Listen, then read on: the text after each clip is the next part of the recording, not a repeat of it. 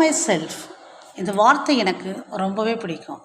நான் என்னை முதல்ல நேசித்தாதான் நான் என்னை எந்த அளவுக்கு நேசிக்கிறேனோ அதே போல் அடுத்தவர்கள் நான் நேசிப்பேன். ஸோ என்னோடய உணர்வுகளுக்கு நான் மதிப்பு கொடுக்க ஆரம்பித்தேன்.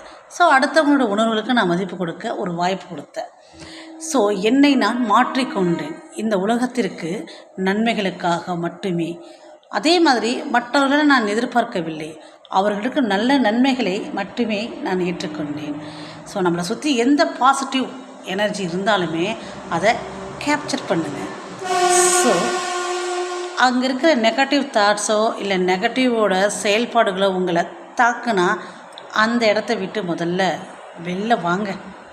ஓகேவா? ஸோ இதுவும் கடந்து போகும். எந்த சூழ்நிலையிலும் நீங்கள் சூழ்நிலை கைதியாக்கப்பட்டால், சூழ்நிலை கைதியாக நின்றால் முதல்ல வெளில வாங்க. உங்கள் வாழ்க்கை உங்கள் கையில்.